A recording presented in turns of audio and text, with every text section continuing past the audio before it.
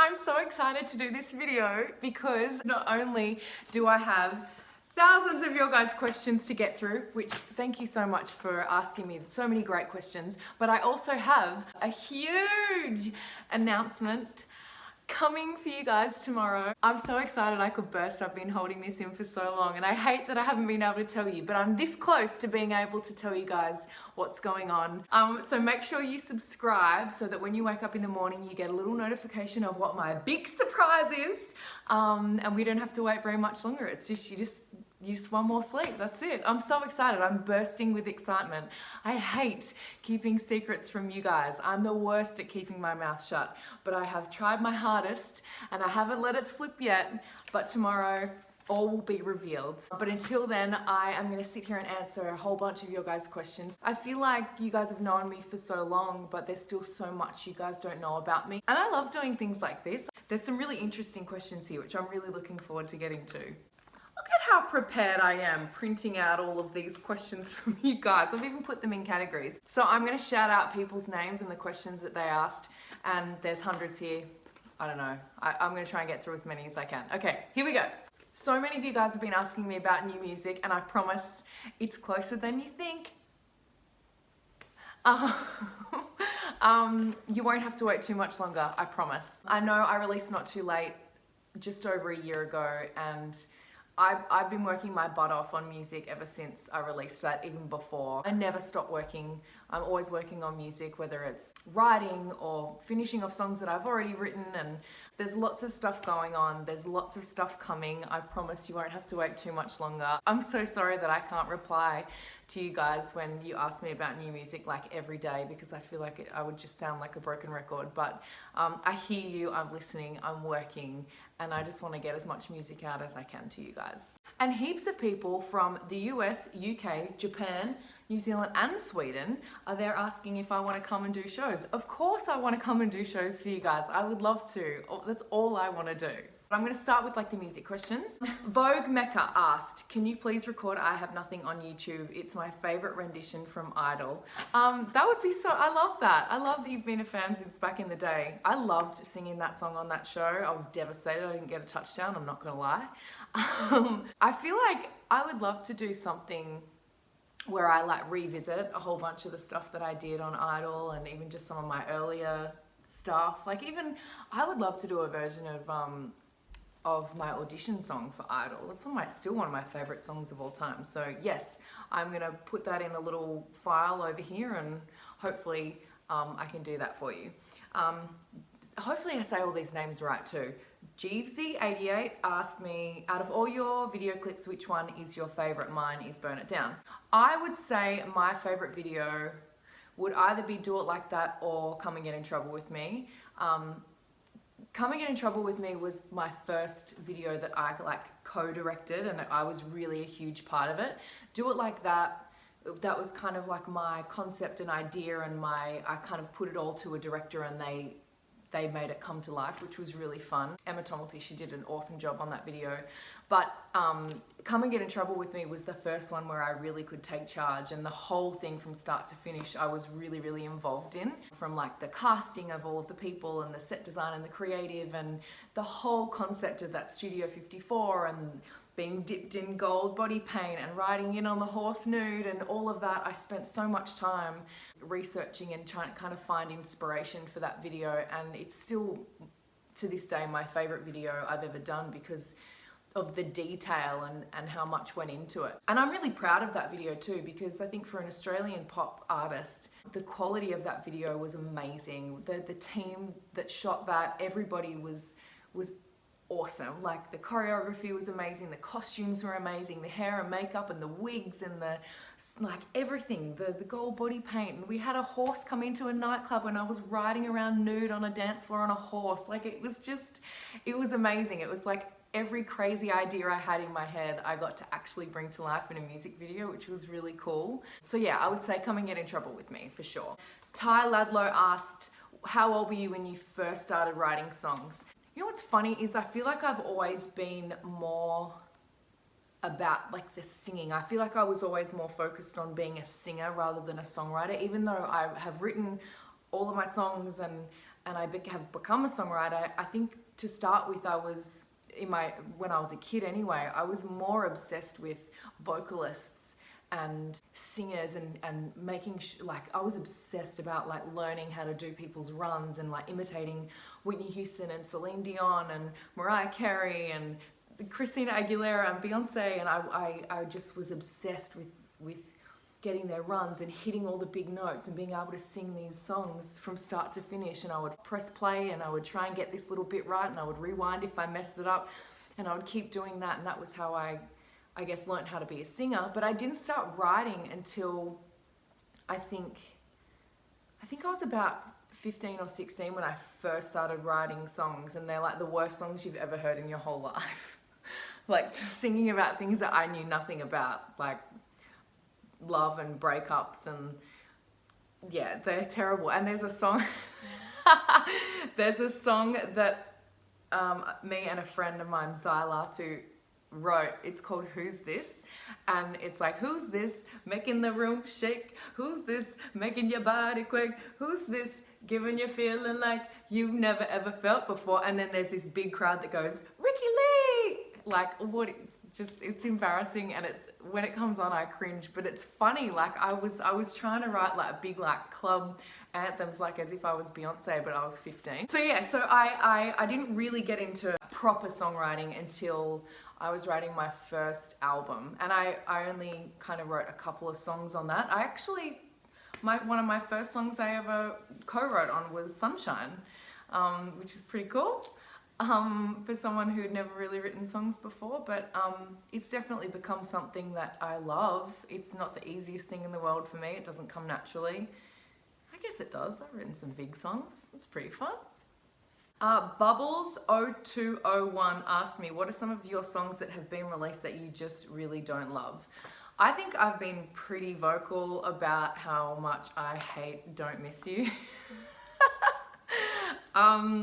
And with like Wiggle, there's a few songs in that kind of era where I cut my hair short and dyed it black that I felt like that whole era I just wasn't myself, and I feel like there was just some, yeah, I just kind of cringe when I listen to that. And it's hard because so many of you guys love those songs and I never want to perform them live. What's even harder is my little sister, who's 8, is obsessed with Don't Miss You. Like, she loves it and she always wants me to sing it with her, and she's like, don't miss you. And I get it, like it's a poppy, catchy pop song, but I don't know. I really didn't want to release that. I think I remember writing that song and I wasn't really clicking with the people I wrote it with. And so I kind of just was like, yeah, sure. Sometimes when you're writing songs with people and you're disagreeing with what is being said and what's kind of coming up, and you just kind of aren't on the same page creatively, it can be tough because like I don't always want to be the person just being like, no, I don't like that, no, I don't like that, no, I don't like that, and someone throws out an idea and I'm like, no, I don't like that. So sometimes you just kind of go with it and you kind of take a bit more of a backseat with the whole thing. And I think with that song, that's what happened. I kind of just went along with it, and it was more of a joke really to me. But I ended up taking it back home. We wrote that song in New York, and I ended up, when I got back to Australia, all the songs that I wrote, I took them all to the record label, and I knew I shouldn't have taken that one because they really loved it. And yeah, we released it, but I still hate it. Brianna Forbes asked, what is the hardest but most rewarding part about making music? That's a really good question. I think the most rewarding part is definitely being able to make something, like a song, that, you walk into the studio one day and you sit around and someone plays on the piano or someone plays on the guitar, and you walk out of there and you've written, like you've gone from nothing to something in a day, and now you've got this song that gets put out to the world eventually and is a part of people's lives, whether it's a song like Can't Touch It, that's a song that people are still loving, and it's a part of people's lives of like when they're getting ready or when they go out, and it's like, it gets them in the mood. Or if it's a song like Not Too Late that really is really deep and really kind of cuts you to the core.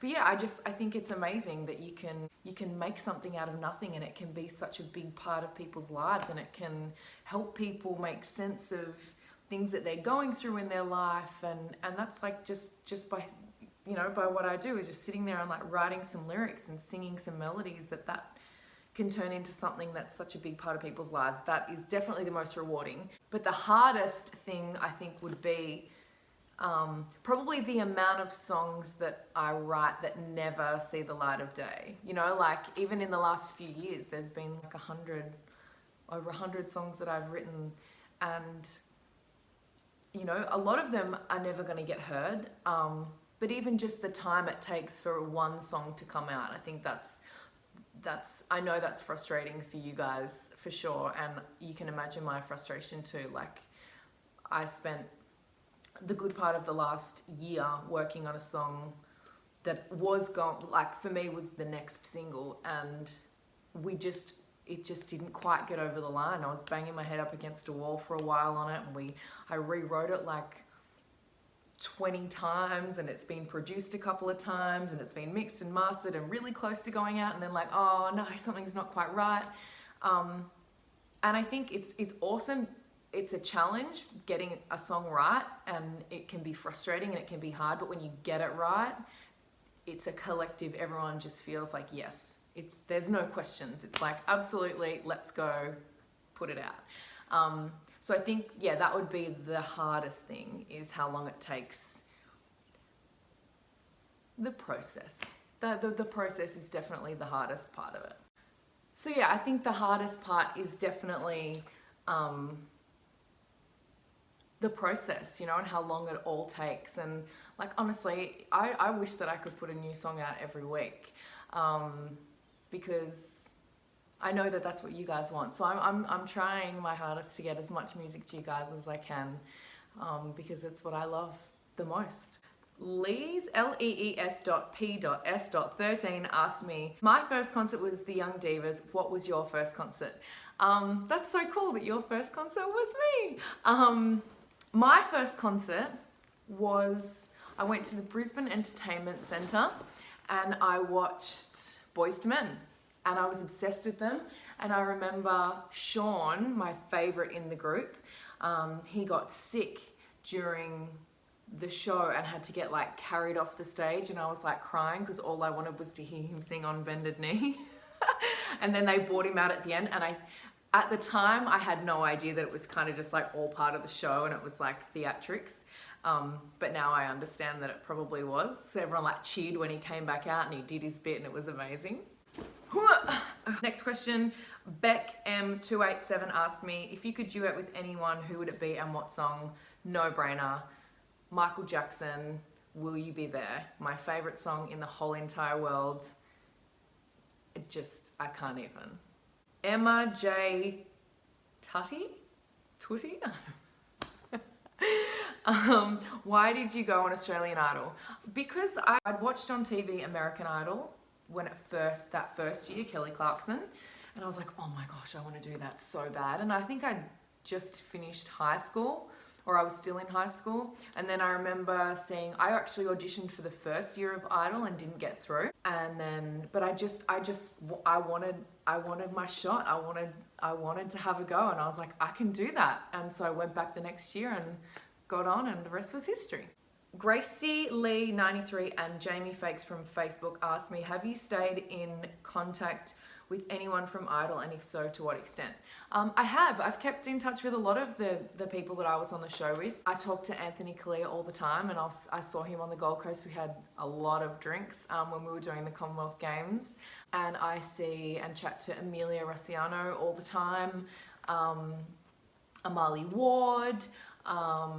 I actually was really drunk at one of her gigs the other month. It was pretty funny. We dropped like a whole tray of Long Island iced teas on the ground right in front of the stage where she was singing. Yeah, a whole bunch of people. I off the top of my head, I can't remember anyone else that I talked to, but I do. I'm still friends with Marty Worrell. Like, I still talk to them all whenever I can, and it's hard. Everyone kind of lives all over the place, so we don't always get to see each other, but we're definitely still in contact. Oz Idol fans asked me, what is your advice for an aspiring singer wanting to break into the industry? I think the biggest thing that I would say is to not expect that it's gonna happen quickly. The amount of people that are amazingly talented that for whatever reason it doesn't quite happen for them, you just have to be persistent and you have to be consistent and you have to work your ass off. I think lots of people come into this industry for the wrong reasons. They want to be like famous, or if they're a guy, they just want to like have sex with heaps of hot chicks, or they want to be rich. Like the reason you come into the music industry or you become an artist is not for fame or for money. It's because that's who you are. It's because that's when you wake up in the morning, it's all you can think about, and it's just part of the fabric of who you are. You have to perform on stage, you have to write songs, you have to sing for people, you have to have an impact on people's lives. That's the reason I do it, because there's nothing else in the world that I want to do. I feel like this is what I was born to do, and that's why I do it. This is funny. Benji Moon 4479 asked me, how do you feel about having a wiki feet page? Do you embrace it or find it weird? When I first saw this question, I was like, what do you mean I've got a wiki feet page? No one cares about my feet. No one's like taking photos of my feet and making a page, but they have. It's weird. It's so weird because I hate my feet too. I can't believe that there is a page that's like dedicated to my horrendous feet. Free Sweetheart asked, what would you be doing if you didn't do a career in singing? And I don't even know.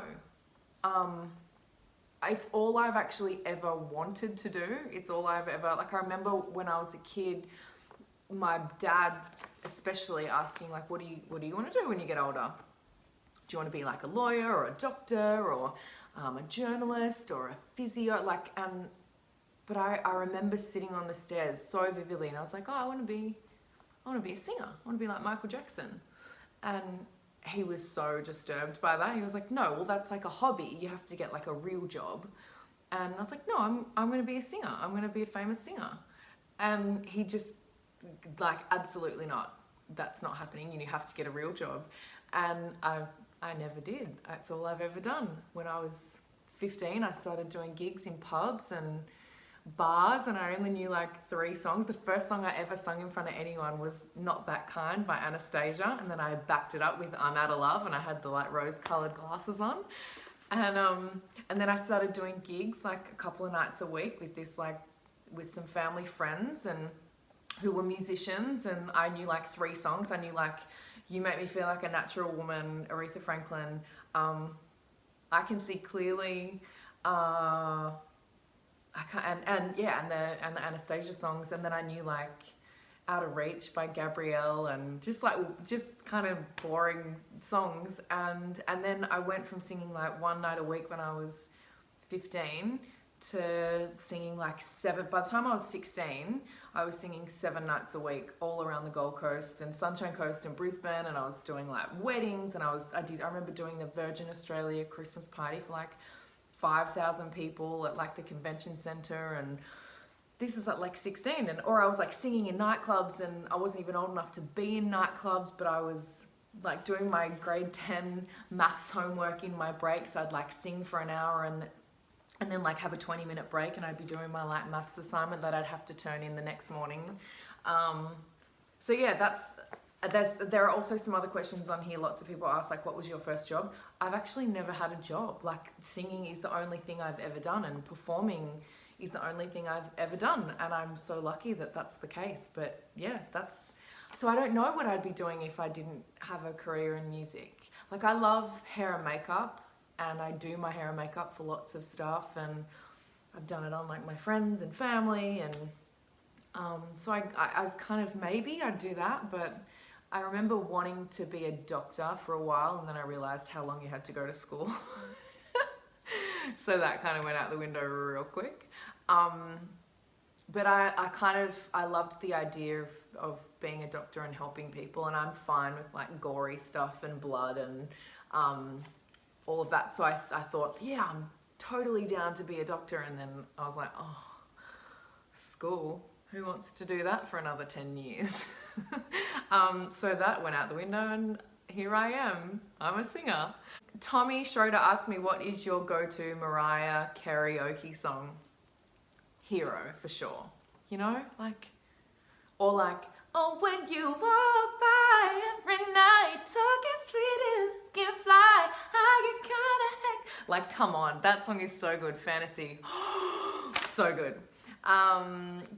Guilty Pleasure asked me, if you could listen to one album for the rest of your life, what would it be? The Michael Jackson History album. That shit is the best. Dale Sleep asked, what was the last song you downloaded? It was Shawn Mendes. He's totally my new crush. Like, I've got like a teenage girl crush on Shawn Mendes. It's so weird. He just released a version of Under Pressure, which is really cool, and it just kind of popped up on Friday in the New Music Friday playlist, and I had a listen and I'm obsessed with it. So it's at the top of my Spotify playlist, which I love. And if you want to go and listen to like that playlist of all my favorite songs of this year, I'll put the link below so you can go and have a listen. I've got a playlist called Ricki-Lee, my 2018 faves, which I update every Friday after the new music kind of comes in, and who knows, there might be a song coming soon from someone you all know very well soon. Like, I don't know, maybe you should go and follow it so that if there is a new song from someone that you know and love, you'll be able to hear it straight away. Y_Soliman88 asked, what is the one thing you take with you when you travel? My phone? Oh, I don't go anywhere without my pillow. I've got like a weird shoulder, and if I don't sleep with my pillow, which is like a king size pillow, like it's really long, and if I don't sleep in it this proper way, I call it my cocoon. Because I literally lay flat on my back and this pillow wraps around me and sits on top of my shoulders, and I'm like a baby. I can't like roll around because otherwise I like sleep like that. And I had to go to hospital once because my arm was dead and I thought I was having a heart attack and dying, but luckily I wasn't. It was just, there was like a weird nerve thing. So yeah, I have to be careful of how I sleep. So when I travel everywhere, I always take a huge suitcase because I always have to take my big ass pillow everywhere I go. Jessie Photos asked, what's your favorite song to sing that you've written and also one by another artist? My favorite song to sing that I've written would probably be Can't Touch It, because it's just so fun to perform. And you know, with the band and ladies, everyone puts their hands in the air and you sing it and we do our dancing and the drums are going. It's just such a fun song. And one by another artist, my favorite song to sing by another artist. I really love singing, and I do it at my shows. I do The Way You Make Me Feel by Michael Jackson. It's just such a great, fun song to sing. I've got this like little medley of Michael Jackson songs that I do that's just so cool.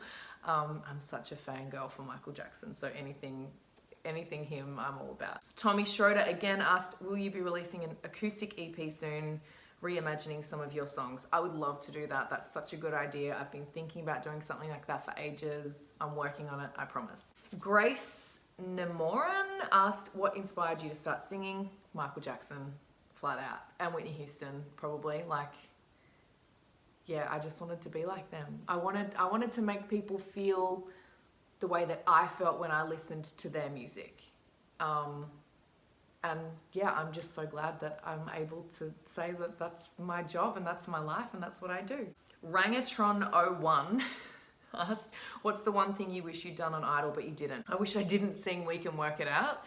The week that I got eliminated on Idol was Beatles night, and I'm ashamed now as a fan of Beatles music to say that I didn't know any Beatles songs. I did Idol when I was 18, and I didn't grow up listening to the Beatles. I grew up listening to like Michael Jackson and Tupac and like 70s disco and soul and R&B, and it just, my parents never listened to the Beatles, so I didn't have that knowledge of the Beatles songs. The only Beatles song I knew was Yesterday, and the only reason I knew that song was because Boyz II Men did a version of it. And I really wanted to do yesterday, but I think Haley Jensen did it, and I was devastated that I didn't bag that song. The only other song I knew of the Beatles, but only knew the John Farnham version of Help, and they were worried that I would get slammed by the judges for doing the John Farnham version of Help instead of the Beatles version. Anyway, Erina, the vocal coach, suggested that I listen to We Can Work It Out because Shaka Khan had done a version and Stevie Wonder had done a version, and she thought that it would suit my voice. It was kind of a more soulful take on the Beatles songs. And I wish that I didn't do that because they hated that I did a different version. It was like sacrilegious that I didn't do a Beatles version, and I got slammed and then I got eliminated. But the thing is that it's all kind of worked out. It's fine. It is what it is. Miles Barlow asked, when did you realize that you had your amazing pipes and that you knew you were born to sing? I always loved singing. From early on, I was always singing in my bedroom, but I was super shy. Like, I couldn't sing in front of anyone.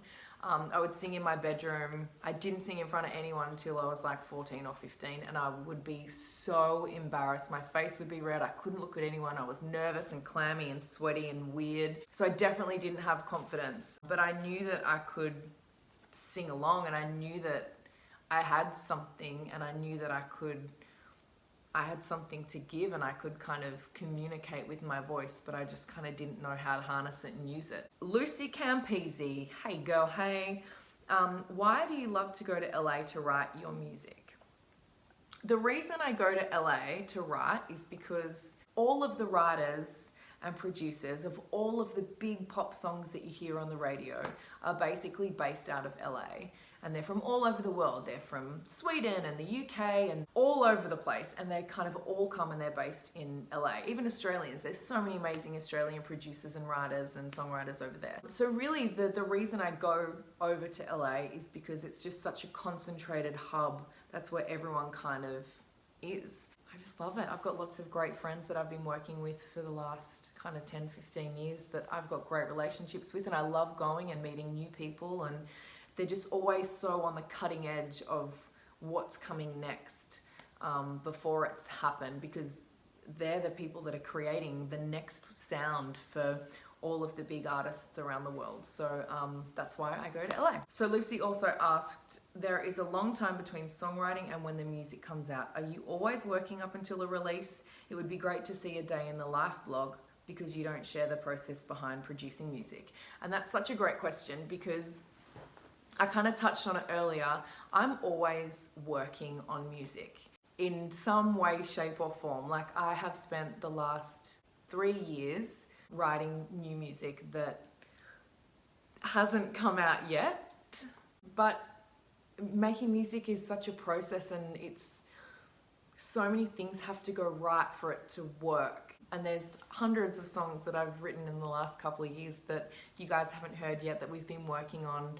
And generally with a song, from when like you write it to it being produced and finished and mixed and mastered, there are so many different things that have to happen for a song to end up being released and put on the radio. You can write and write and write and write and not write a great song for 6 months sometimes, or you can write like songs that are okay but they're not really life-changing, or you can be on a hot streak where you write all these great songs and then it kind of changes the direction that these other songs that you wrote before were going to be. So that's like all these building blocks that kind of have to come together. Even just with writing songs, the chemistry of the people in the room has to be perfect for it to be a great song. So you can write songs, but like something just doesn't quite work, or the production just doesn't quite live up to what the song needs or what you feel like the song needs. And then say that the songwriting does come together. Say that the 3 people or the 2 people in the room, it's like this amazing, perfect, magic energy, and the song is great. Then that song needs to be taken and you have to play it to the team and say, hey, what do you guys think about this song? And everyone's like, yeah, that's going to be great, or no, I don't really like that. So then you have to kind of convince the greater team, like, what do you think of this song? Is this a song that we think should be a single? And then say that gets through that next gate of like, yes, this is going to be a single. Then you go back to the producer and you work on the music. and you try and make the song sound like the best version of the song that it can be, the sound of what it's going to be when it's on the radio. So you have to listen to what's happening at radio and the current trends, but then you also don't want to just follow trends. So you also want to, you want the song to kind of have its own individual uniqueness, but it can't be too unique. It's kind of got to work with everything else. So there's a lot that has to go into even just the music to make the song sound right to be released on radio. And then if you get that right and you get that gate through, then you finish it and mix and master it. And then that goes into the pile of, okay, these are the songs that we've finished. That's the best one. And then something gets released once you've decided that that's the one that we're going with. And I'll say, like, the last year we've been through that process. There was a song that was the next one, and we had it mixed and mastered. I had it produced 2 different times, and I've rewritten it, I think, like 20 times. And it just didn't quite get there. It doesn't mean that it's not going to come out, but it means that right now it's not on this yes pile. It's still kind of on the maybe pile, and I'm still working on it. So it's a long process, and I think because I am so involved in it, I'm so passionate about my music and what I put out there. And I only ever want to put my best foot forward for you guys and put the best music out there that I can. And yeah, I'm gonna try to put more music out more regularly than once a year for you guys, because I know you guys are dying for it. And I definitely would love to kind of pull together a bit of like a behind the scenes of like how I make a song, for sure, for you guys to see kind of the process and how it all works. Eric Ryan asked, will those tracks ever make the light of day from the Hear No, See No, Speak No era? That is a great question. I get asked that a lot. And I would love to put some of those songs out. There's actually two songs actually that I've been listening to lately that probably they're just such great songs that if we reproduce them, because I think they could work.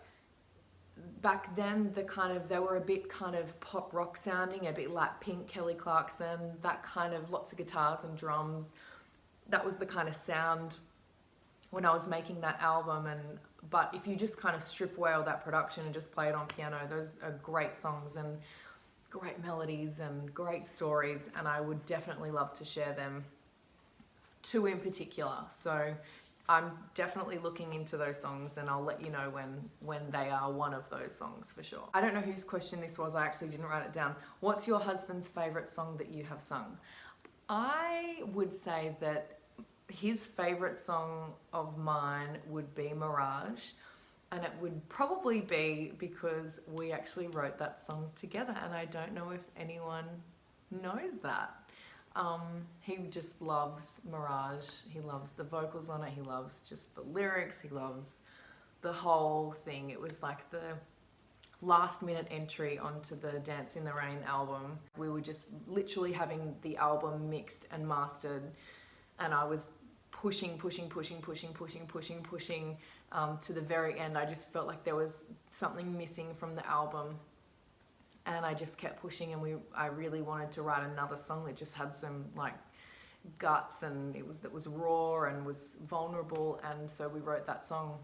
We kind of put big whiteboards in our lounge room in our house and turned our house into like a songwriting studio for a few weeks. And we nutted out that song, and I still love that song, and that's his favorite song of mine. Tommy Schroeter asked me, will you be releasing Technicolor Love soon? No, we just did that as the song for the Commonwealth Games. I loved singing it. It was really, really fun. I loved that as a Gold Coast girl, I got to be a part of the opening and closing ceremony of the Commonwealth Games on the Gold Coast, and that Technicolor Love was brought to life on this huge big sand pit in the middle of the stadium, and that I got to sing that song for the whole world. That was really cool. But no, we're not going to release it as a single. That was just for the Commonwealth Games. Tommy also asked, which of your albums are you most proud of and why? I would say Fear and Freedom and Dance in the Rain, because I feel like I really came into myself with those albums. I feel like Fear and Freedom was like a rebirth for me after going through such a dark, weird, twisted period in my life. It was like I kind of became myself, which I really loved, all of those songs. And I really put my neck on the line for that album. I left my record label. I spent my own money and went overseas for like 6 months to write with all of these writers and producers that I had no business writing with. You know, I was emailing them personally, like people that I idolize, and I was like hustling. I was like, I would love to write with you. I'm obsessed with you. I love you so much. Like people like Billy Man. I put my neck out and I really invested in myself, and I spent money on studios, and it worked out. I came back and I signed with EMI with the album, and I said, here you go. And they loved it, and they, you know, made that album such a huge success, and it was just amazing to me. And then Dance in the Rain, again, it was like a whole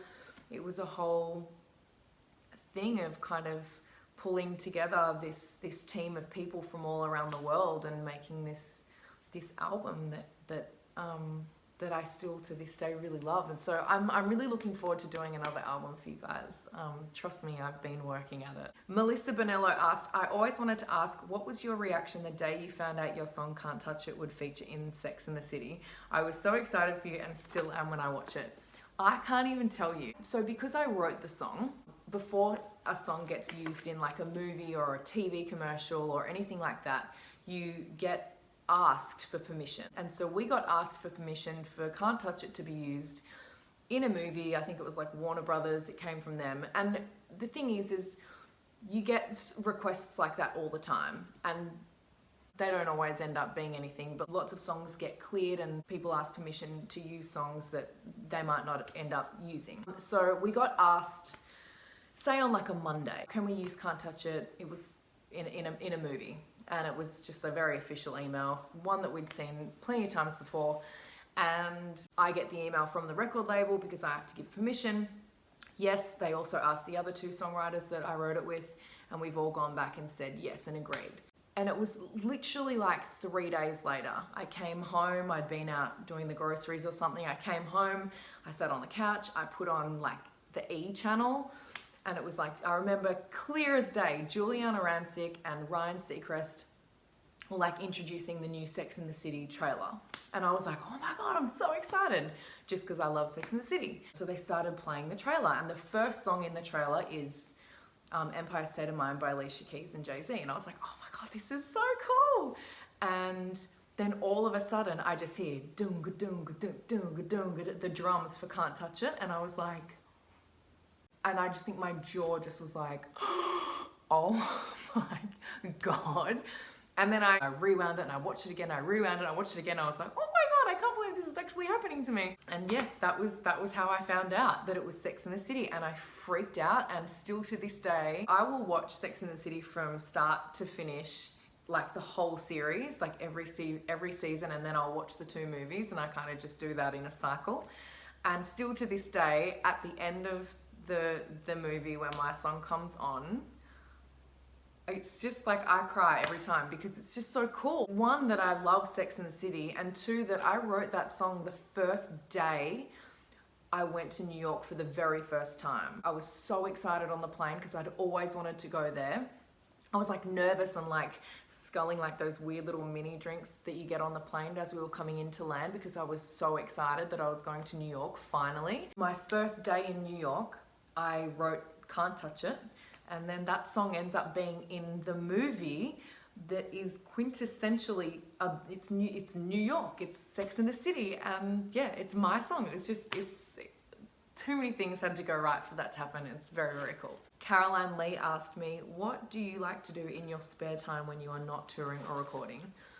I just like hanging out with my family and friends. Like I'm such a homebody, I think, because from when I was in grade 7, I played netball for Queensland. So I was constantly like not only doing school, but I was like traveling around Australia playing netball tournaments, and that kind of got really crazy when I was a teenager, and I was doing athletics as well, and I was doing the school musical, and I was in the concert band and the stage band. Like I just had such a busy childhood and teenage years. And then when I was 15, I started doing gigs, and I was working 7 nights a week and doing my senior years in high school and kind of going here, there and everywhere. And then when I was 18, I went on Idol, and then my life kind of just went crazy, and I was traveling and I was going all around the world writing, and I was doing shows and blah, blah, blah, blah, blah, and touring. And so I think now when I I really appreciate my downtime. I love just hanging out with my friends and family, and I love doing nothing.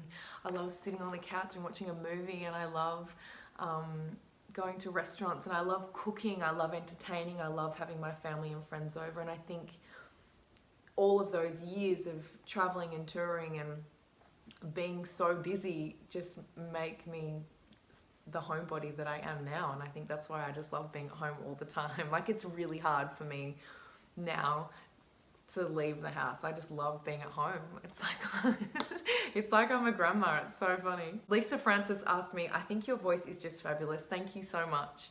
Where did you learn to sing or get voice coaching? I actually never got any voice coaching. I probably should have, because I really damaged my vocal cords in kind of the 2007 to 2010 era. Just tore it to shreds. So I probably should have got voice coaching, but I didn't. I guess I learned how to sing from listening to all my favorite singers, listening to Whitney Houston and Mariah Carey and Celine Dion and Christina Aguilera and Michael Jackson and Boyz II Men and Monica and Brandy, and trying to sing all of their songs. I was obsessed with perfecting their tone and holding those big notes and hitting those massive notes, and, you know, switching from falsetto to chest voice. And I would close my eyes when no one was home, and I'd put the stereo on in the lounge room before my parents got home when I got home from school, and I would like pretend that I was singing for a stadium full of people, and I'd put on the whole show, and I'd get down and I'd watch my Spice Girls live in Istanbul concert, which I just watched again like a couple of months ago, which is so cool. And I would like learn all of their choreo for like, if you can dance, if you can dance. And I would like pretend like I was one of them, and I would perform it, and I would perform as if it was really me performing in an arena for 10,000 people. And it's amazing that I've been able to do those things. Like, that little kid in me, when I get to get up on stage and sing for a crowd of people, that little kid, that little girl that was obsessed with music and obsessed with performing, is like screaming and crying and excited, and that's all the adrenaline that's running around in me before I walk out on stage every single time. And this is the last music related question. Adam Harris asked me, what were the songs you had planned on singing on Idol the weeks after the unspeakable happened? So I remember the week that I got out, I said before, was Beatles week. I wished that I had sung either Yesterday or Help instead of We Can Work It Out. We all know how well that went. The week after that was 80s week, and I had locked in Purple Rain, which is just an amazing song, and I still have never done it live on stage, and I would love to. I would love to do a version of that for sure. Then the week after that was R&B week, and I think I actually can't remember. I remember I had On Bended Knee by Boyz II Men as one of the options. I think I also had put Crazy in Love by Beyonce forward, I think. I'm actually not sure if it was even out yet, but if my mind serves me well, I'll go and check what year it came out, because if it was out, I definitely was trying to do Crazy in Love. The next week was big band, and I have no idea because I was 18 and I would have had no idea of any big band songs. And then there was 70s, and I had down Best of My Love by The Emotions, and then it was the final. So yeah, those were the songs that I would have done. Okay, so now these ones are some more like kind of career-based questions. Salakiotis, oh my God, I'm so sorry. Salakiotis. How do you stay positive and motivated? I mean, I just am. I'm a positive, happy, fun person. I think when you love what you do, it's easier to stay motivated than when you're doing something that you hate. Becky P83 asked me, what was your job before singing? Someone else also asked me that. And I answered it a little bit before. I've never had an actual job. I know, it's crazy. It's crazy to say that out loud, but my job has always been just performing. Dennis the Tradie and JCKCHRLSHRMN, Jickle Sherman, asked, what would you do any acting if a movie role came up? You look good in front of a camera. Thanks, guys. I've always been really funny about, like, I've been asked to do things before. I've been asked to do like Neighbours and Home and Away and things like that, but I don't know. I think until I feel like I can really actually do it, I've never been like, oh, I want to be an actress. I would never say never. I would love to do something really cool. I don't know. I've always been scared that people are just gonna hate me for trying to be an actress. Brian Hillard asked me, have you ever had offers from TV execs because I'd love to see you weekly on TV? Yes, I have. Right now, I'm so focused on music and making the best music I can and putting all of my focus into that. I think once you start to try and do music and TV or music and radio or music and movies, something has to give. And while I'm still so focused on music, I just think that's where I should pour all of my energy into, and so that's why I haven't kind of branched out yet, but never say never. Christy Leannon, best and worst thing about being in the public eye. I mean, the best thing is like you get upgrades in hotels and you get reservations in restaurants when they're full and good tables and good service and things like that. It's amazing, and I'm still so thankful and grateful for all of that. But that's definitely very cool and one of the great things. But the worst thing, I don't know. I guess the worst thing is like when people write things about you that are untrue, and you know that you can't reach all of the people that say article went to and get the actual truth to them. And so it's frustrating to know that there's people out there that have read something about me that's untrue, and then that has formed an opinion about me in their minds. You know, I think that gets to me the most. Kim Devine asked me, what keeps you passionate about your work? What makes you get up every day and do it? Because I love what I do, and there's never been anything else I've wanted to do. And even when it's really hard, you know, I think about that feeling that I get when I walk out on a stage and you hear that cheer, and you're looking at people's faces in the crowd who are singing your lyrics back to you that you've been, you know, 2 years beforehand, you are banging your head up against a wall to finish and crack the code of the lyrics and the songs and the music. And it's amazing that you can be a part of people's lives and touch people and move people. And that's what keeps me going, is that drive to want to keep making my fans happy and making something that makes a difference in people's lives. And it doesn't even it's not even like, you know, in that way that it's like, oh my God, it's just so deep and meaningful. Even if they are just fun songs like Do It Like That and Can't Touch It, those songs are a part of people's lives that are, you know, when they're getting ready to go out, or when they're in the car driving home from a shit day at work and they're just escaping in their music. It's amazing that you can be that for people. Tommy Schroeter, would you ever do a stage musical, and if so, what musical and role would you play? I would do a musical. I love musicals. But at the right time. I think the musical I would love to do, I was asked to do Grease, but just it didn't work out. All the timings weren't right. But I would love to do Grease, either Sandy or Rizzo. I think I'm more Rizzo, but I would love to be Sandy because she's got all the best songs.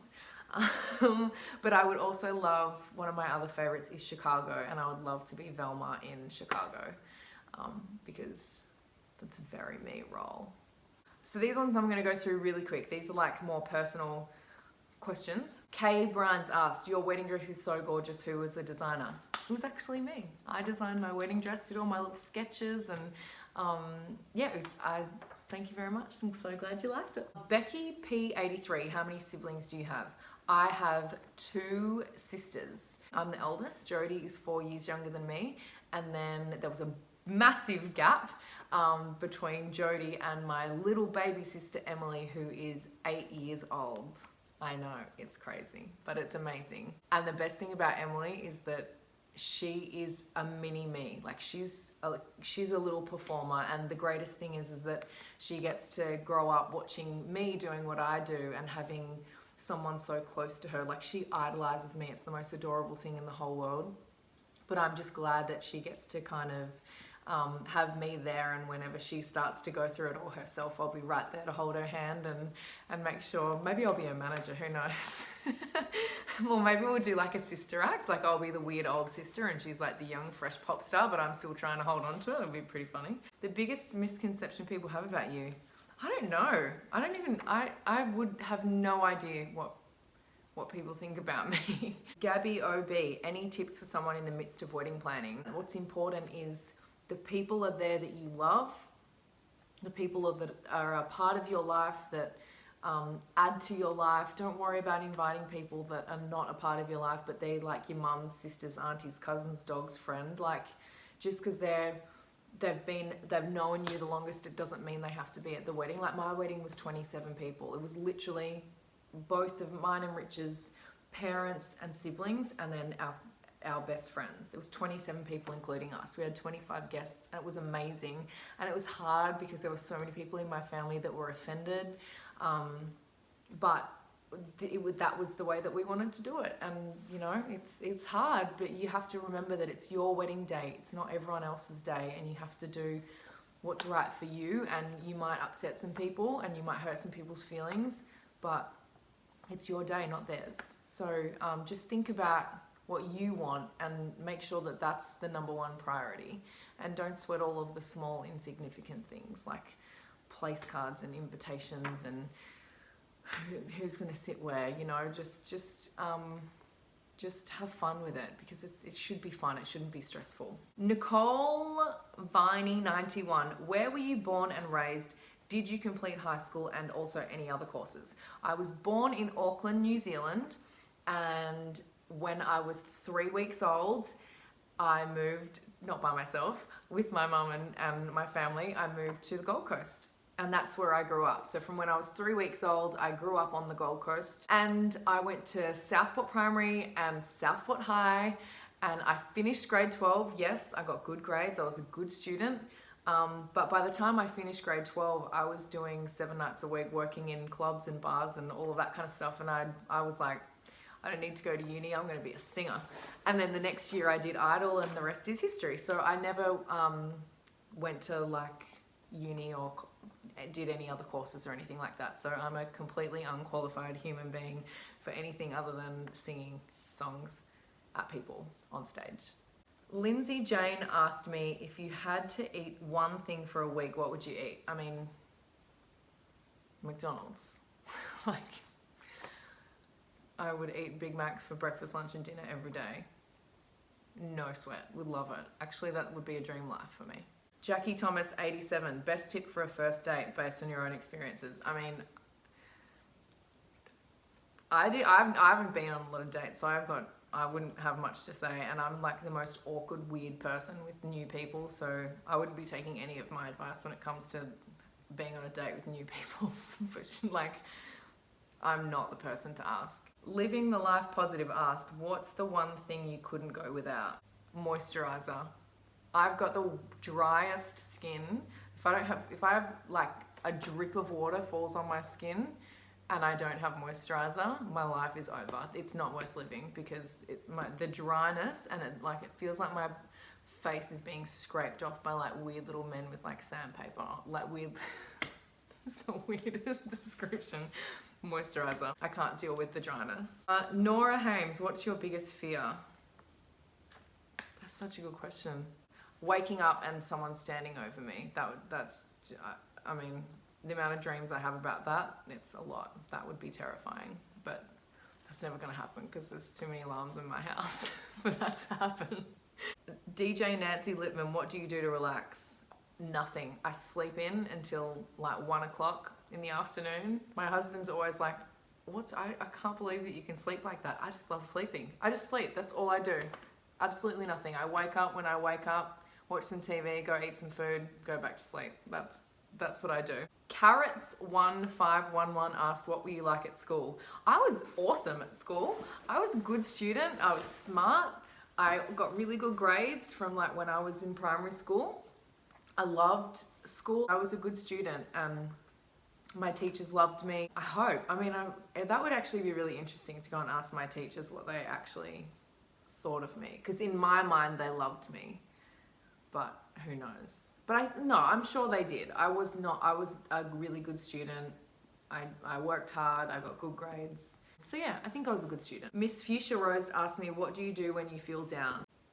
I call my friends and they come around to my house and we sit there and we drink. We bitch about whatever's making me feel down. because it's, you know, everyone's been through whatever it is that you're going through. You're not the only person that's ever felt down and upset and frustrated with life or with whatever situation it is. And we have a good bitch, we drink some champagne, we eat a whole lot of food, and we lay on the couch and watch movies, and that's the best medicine ever. Nick Brown, B-R-O-U-N, asked, have you ever broken a bone? I've never broken a bone, but I snapped my ACL, which is in my left knee. I don't know if you can see. I've got like a big, oh, this is so funny. Oh, this is cute. I've got like a scar there, and see this like weird little gap in my knee. I had a knee reconstruction because the ligament that like holds your knee together, like this is your knee and that's the ligament, oh, not meaning to do that. That's the ligament that like holds your knee together from like doing that. I snapped that whole ligament and my knee just went like boom when I was playing netball. I was about to trial for the Australian netball team and I was a shoo-in. I was gonna be on the Australian team, but I stuffed my knee and that was the end of my professional netball career. So I haven't broken a bone, but I've had a knee reconstruction. And I'm pretty sure, I never actually had it looked at, but I'm pretty sure I broke my little toe once when I was drunk because it was like black with the whole side of my foot and the toe was black. But I never got it like checked out, but now it's fine. So I'm pretty sure I broke my little toe as well. But like, what does your little toe do anyway? Hel Richardson, what are your plans for Christmas? I'm just hanging out with my family. It's gonna be really fun. I live in Sydney and my family live on the Gold Coast. We rarely have Christmas together. If we do, I always go up to Queensland and we have a big family get together. But this year my family's actually coming to Sydney and we're gonna have a Sydney Christmas. Cassie May Creek, any hidden talents? I'm a good cook. I don't know, hidden talents. I do hair and makeup. I do lots of my own hair and makeup for like a whole lot of things, red carpets and music videos and photo shoots and TV appearances and all of that. I'm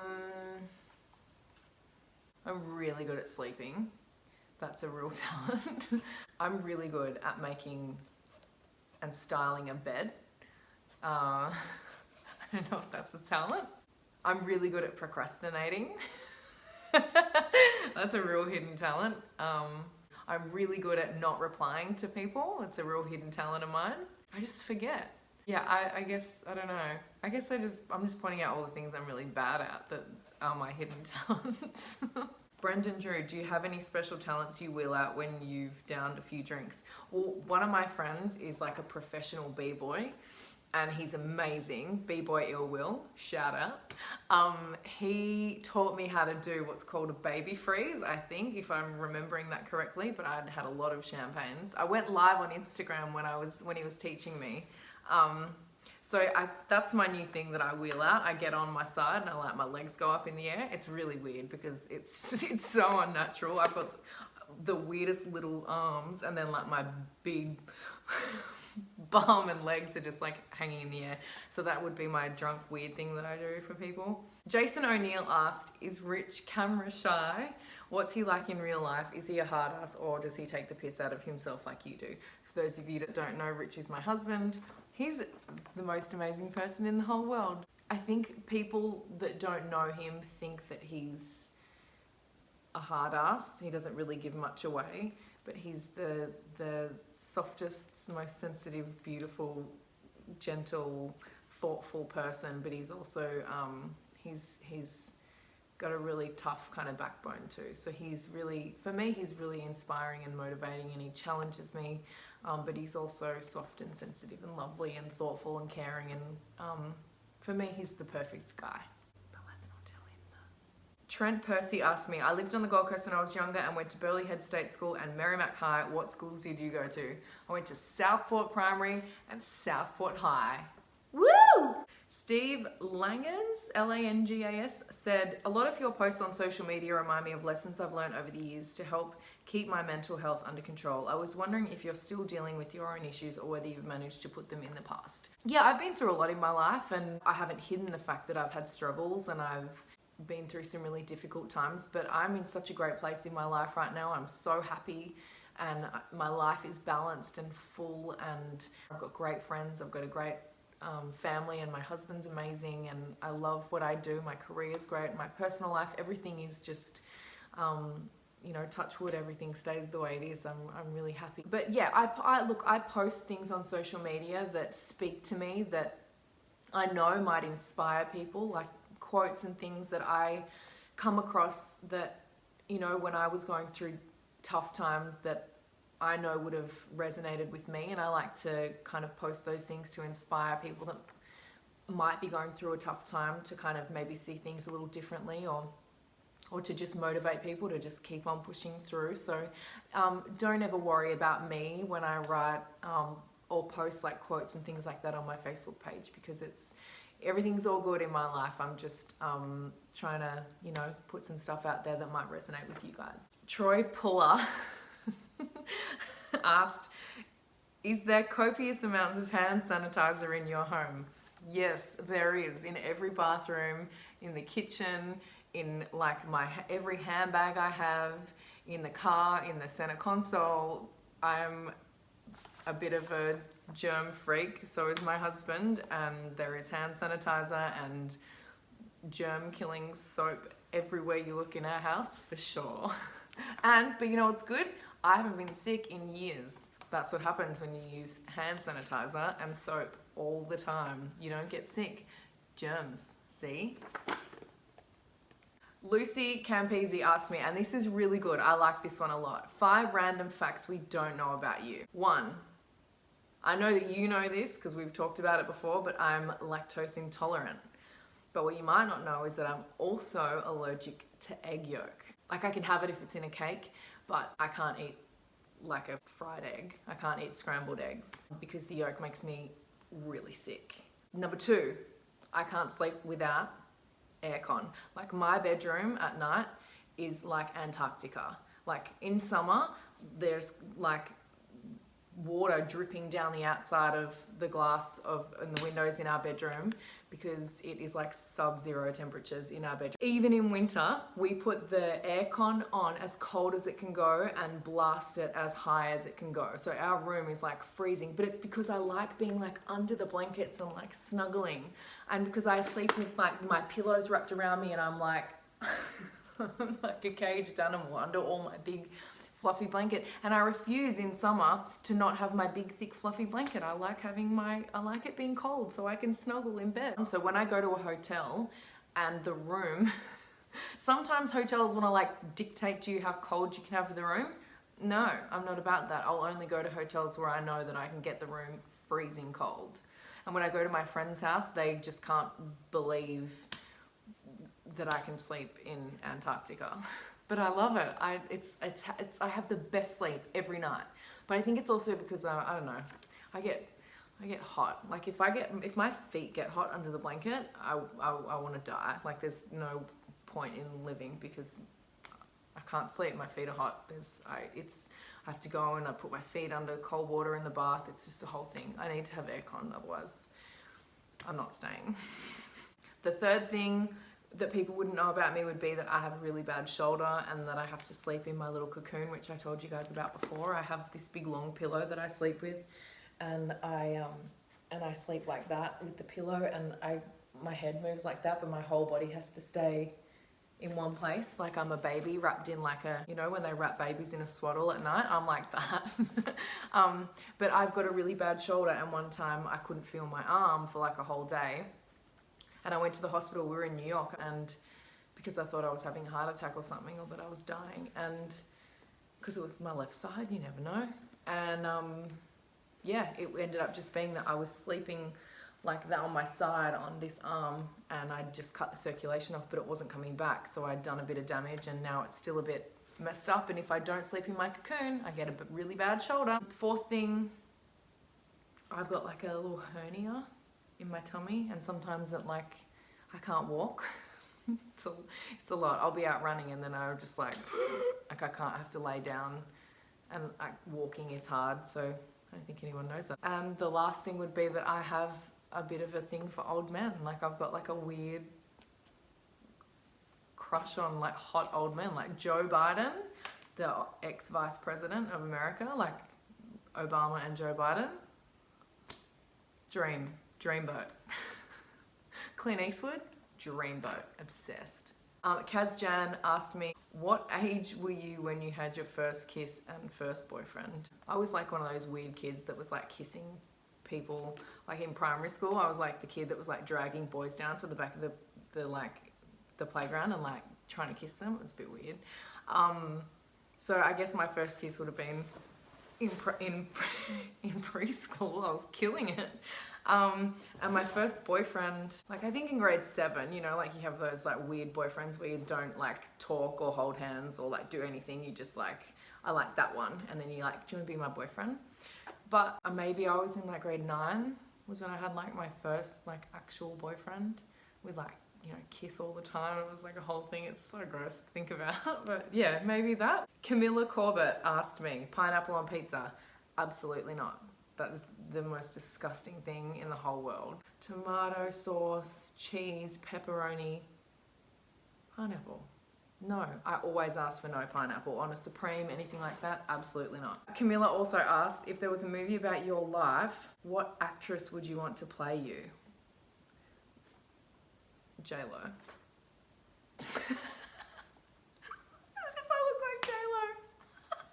And so then I wrote down here, there's lots of people asking me if I'm gonna have kids. You're such a natural. Faye asked me, do you plan on having kids in the future? You seem like you have such a natural motherly nature about you. I'm curious. Shane Speedy asked, you sounded clucky the other day. Are you planning on having kids? Look, I'm not planning on having kids. It's just my choice.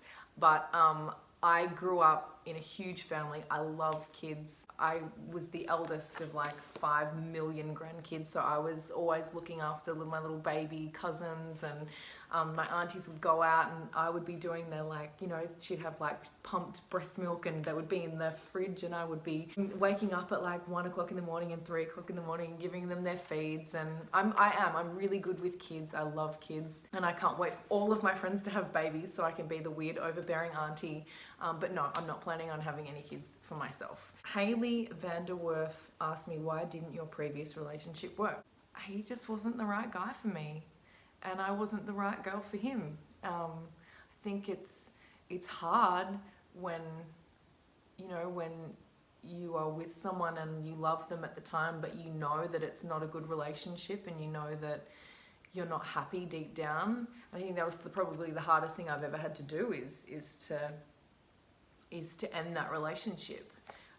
But it's the best thing I ever did, because if I didn't, I know that I would have been so unhappy, deeply unhappy, because I was in that relationship, and now I'm so happy that I did, as hard as it was at the time to go through that. And I couldn't be happier in my life now. My husband is the perfect guy for me, and I'm the perfect woman for him, and we balance each other out, and we were meant for each other, and we have a great relationship, and I can't imagine my life without him. So I'm so glad that I found him and that we found each other.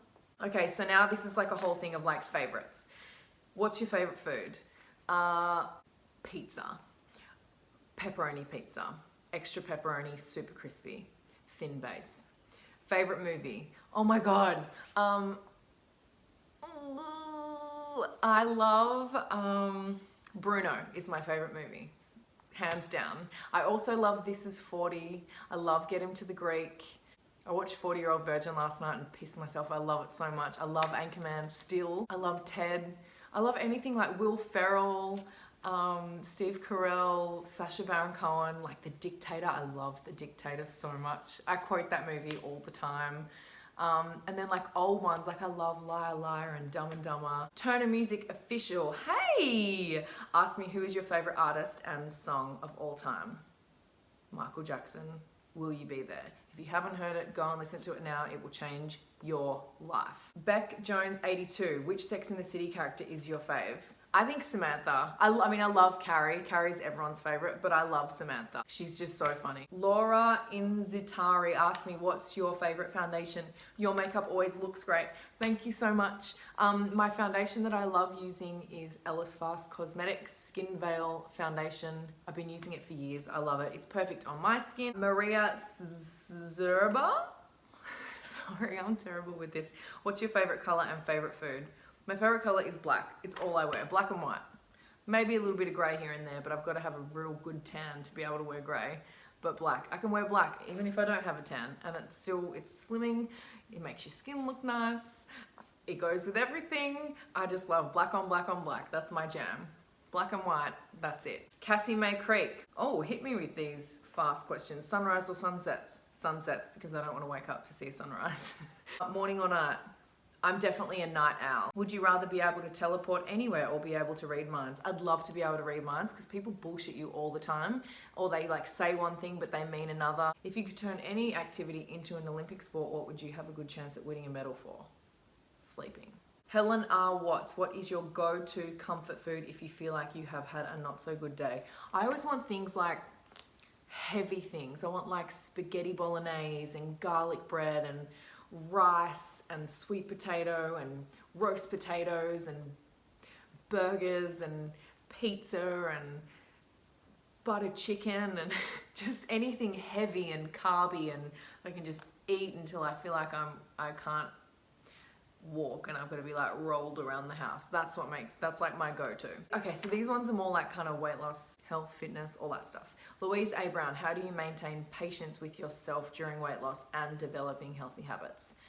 It's hard because sometimes you'll be working your ass off for weeks and you'll be like really good with your eating. You won't be drinking alcohol. You're doing all the right things. You're exercising. Sometimes I'll be exercising twice a day, just eating fruit, vegetables, really good with my diet, not drinking, and I don't see results for like 3 or 4 weeks. And it kills my soul, but I know my body enough now that sometimes it's just a bit sluggish, it's a bit slow, but you just have to be consistent and the results will come, I promise. Shanice Teagan said, what keeps you motivated to lose weight and be healthy? I'm trying but struggling.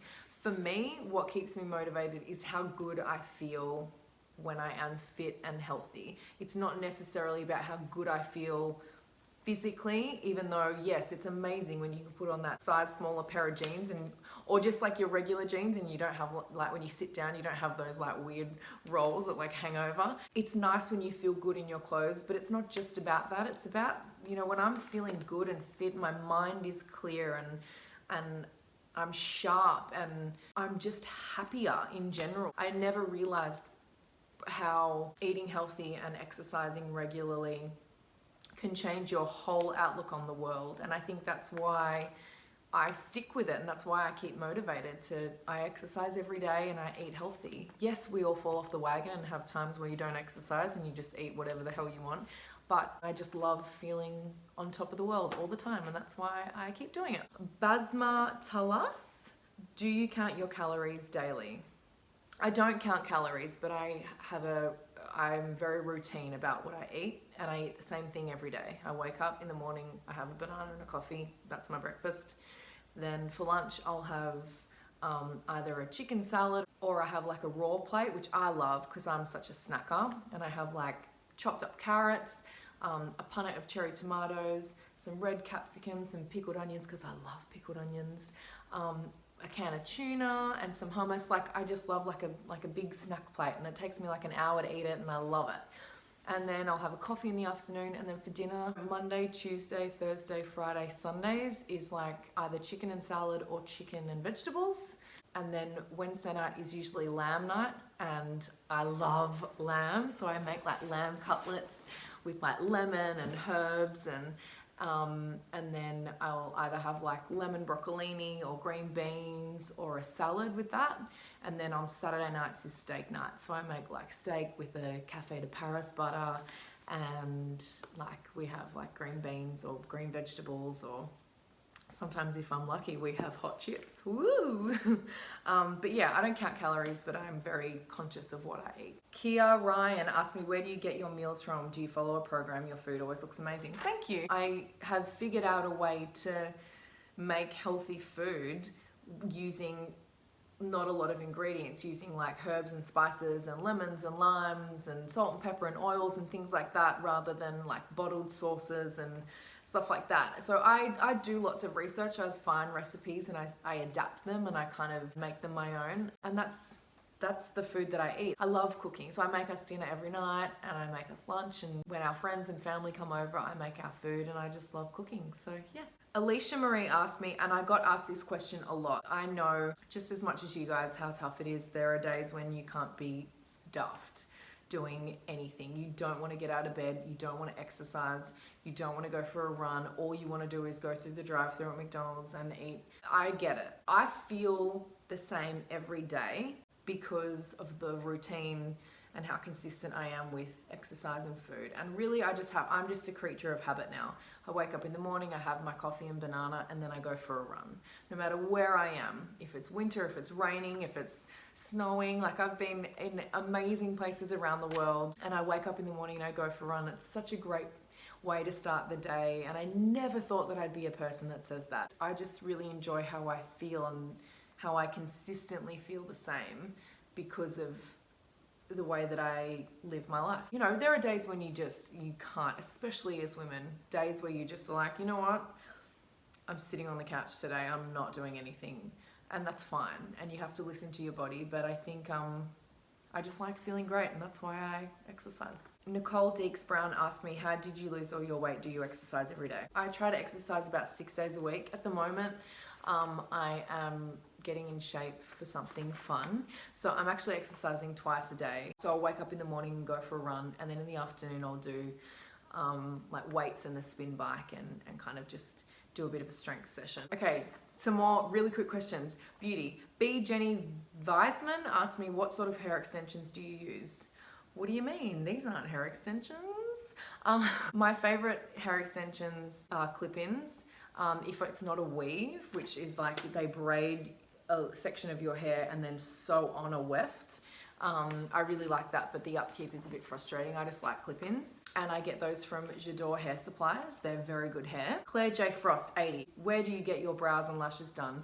I don't get my lashes done. These are just like strip lashes, or I use individual stick-ons, like glue-ons, and I pluck my own eyebrows. I haven't had my eyebrows done by anyone since I was like 13.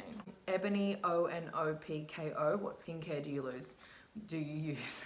A lot. I use a lot of different stuff. I'll do a whole other video on my skincare because it's like a whole other beast. Alyssa Rose, what tan do you use? I actually love the J Bronze tanning mousse. It's really good. I use the dark tanning mousse. This is like, I've had this on for like a week and a half, and it's still got a really nice color. It comes off nicely. I've got really dry skin, so I have to have a tan that doesn't dry out my skin, or otherwise I get these like weird white patches that like, yeah, that just looks weird. So yeah, I really like J Bronze. Good on you, Jen Hawkins. E. Katerina Ogloss, what are your makeup essentials you always travel with? Oh, I'm the worst person to ask because I have a whole suitcase dedicated to just makeup. I'm not one of those girls that's just like, oh, mascara and a lip balm. Like, I take the full kit and caboodle. Like, my makeup has its own suitcase that it gets checked in when I go anywhere. It's a lot. And the final bunch of questions, Dazmac23, are you as addicted to your peanut butter chicken as I am? Yes. I have it at least once a week. It's so good, isn't it? I'm so glad that so many of you guys are loving my recipe for that. I'm gonna try and do some more recipes for you guys because I know how much you love them. I've been asked to do my Mexican chicken, which is just a whole bunch of spices that we have. We have it for like Taco Tuesdays or on a Friday night maybe. It's just like a healthy version of Mexican, but it's just in like lettuce cups. I mean, you can have it in tortillas if you want, but being able to come up with your own spice mix is so easy. So I'll do more videos for you guys because I'm so glad you guys are loving my my YouTube videos. Rani69, who taught you to cook? I just made your peanut butter chicken last night and it's delicious. Thank you. No one taught me to cook. I just love cooking because I love yummy food, so that's why I started to learn how to cook, and I wanted to know how to make healthy food yummy because I was sick of eating like weird dry chicken breast. So I just kind of went on my merry little way, and I found fun ways to make yummy food. Lauren's Literary Loves. Sorry, I was like, Lauren's lit. Lauren's Literary Loves. Can you share your Mexican chicken recipe? See? Look at that, huh? I'm gonna share my Mexican chicken recipe for sure. Emily91X, do you have a secret ingredient in your guacamole? I do.